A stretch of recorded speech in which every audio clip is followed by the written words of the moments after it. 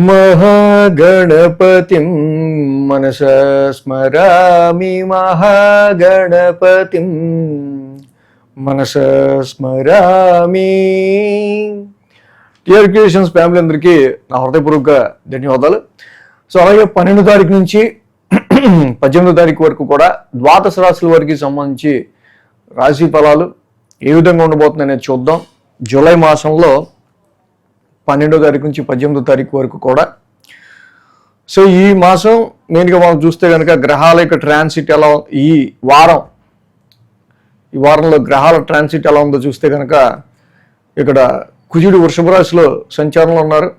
అలాగే రవి బుధులు మిథునంలో, బుధుడు రెట్రాగ్రేషన్ వక్ర స్థితిలో ఉన్నారు. ఇక గురువు గారు ఉచ్చ స్థితిలో కర్కాటక రాశిలో కంటిన్యూ అవుతున్నారు. ఇక శుక్రుడు సింహరాశిలోను, కేతువు సింహరాశిలో సంచారంలో ఉన్నారు. రాహు కూడా కుంభరాశిలో, ఇక శని మీనరాశిలో. మొత్తంగా ఈ విధంగా గ్రహాల యొక్క సంచారం మనకు కనిపిస్తుంది. చంద్రుని యొక్క గమనం కూడా మనం చూస్తే కనుక ఇక్కడ వృషభం, మిథునం, కర్కాటకం, సింహం ఈ 4 రాశుల మీదుగా చంద్రుని యొక్క గమనం కూడా, గోచారం కూడా మనకు కనిపిస్తూ ఉంది. సో ఈ విధమైన గ్రహాల గోచారం ఆధారంగా, చంద్రుని యొక్క గమనం ఆధారంగా ద్వాదశ రాశులకి ఈ యొక్క వారం ఎలా ఉండబోతుంది ఏంటి అనేది ఇప్పుడు చూద్దాం. వృషభ రాశి వారికి సంబంధించి చూద్దాం. వృషభ రాశి వారికి ఇక్కడ ద్వితీయంలో బుధుడు, చతుర్థంలో శుక్రుడు, దశమంలో రాహువు, లాభంలో శని, మొత్తంగా 4 గ్రహాల యొక్క అనుకూలత వృషభ రాశి వారికి మనకు కనిపిస్తూ ఉంది. సో దీనిలో ముఖ్యంగా ద్వితీయ స్థానాల్లో బుధుడి యొక్క సంచారం తప్పకుండా ఇక్కడ ఆర్థిక పరమైన విషయాల్లో, ఫైనాన్షియల్ నెగోషియేషన్కి సంబంధించి, ఫైనాన్స్కి సంబంధించిన విషయాల్లో ఎక్కువ ఆలోచన అనేది చేయడం జరిగే ఆస్కారాలు ఉన్నాయి.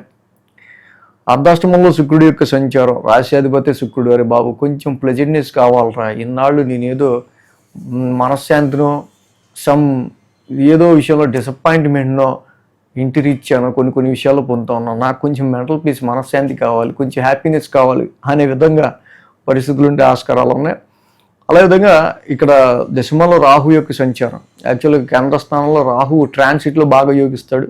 సో అది తీసుకెళ్తే కనుక ఉద్యోగంలో చాలా యూనిక్నెస్గా మిమ్మల్ని ముందుకు తీసుకెళ్లే ఆస్కారాలు ఈ యొక్క రాహు వల్ల ఉన్నాయి. అలాగే లాభస్థానంలో శని. సో ఎప్పుడు చెప్పుకున్నాం, చాలా లాంగ్ రన్గా శని యొక్క ప్రభావం కూడా ఈ రాశి వాళ్ళకి చాలా అనుకూలంగా మనకి కనిపిస్తూ ఉంది.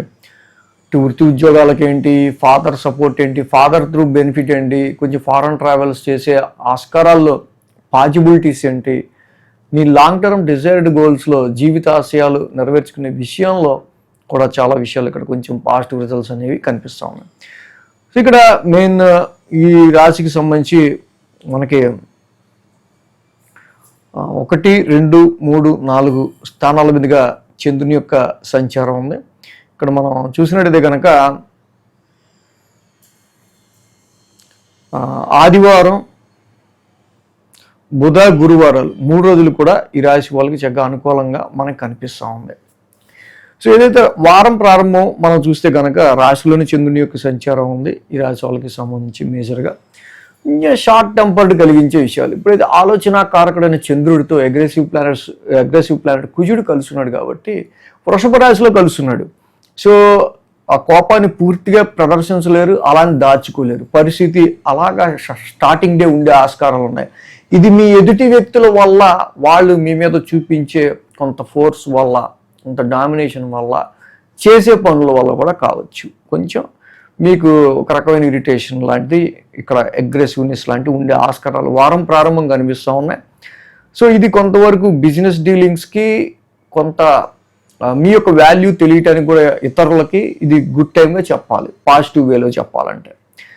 అదేవిధంగా సోమ మంగళవారంలో ద్వితీయ స్థానంలో చంద్రుని యొక్క సంచారం. ఇక్కడ చూస్తే కనుక ఆల్రెడీ రవి అక్కడ ఉన్నాడు, బుధుడు కూడా రెట్రాగ్రేషన్లో ఉన్నారు.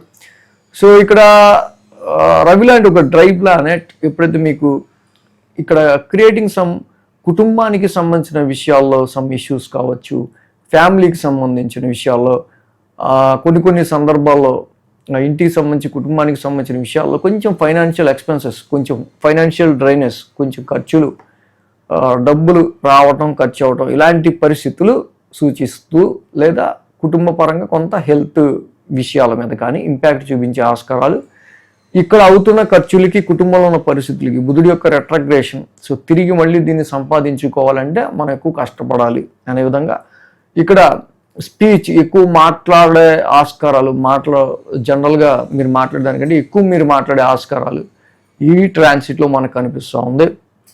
బుధ గురువారాల్లో ఈ రాశి వాళ్ళకి షార్ట్ జర్నీస్, ముఖ్యంగా సిబ్లింగ్స్కి సంబంధించి సమ్ ఎఫెక్ట్స్ కావచ్చు, అలాగే మీ యొక్క నైబర్స్ ఆర్ సర్వెంట్స్కి సంబంధించి కూడా కొంచెం ఇష్యూస్ అనేవి కనిపిస్తూ ఉన్నాయి.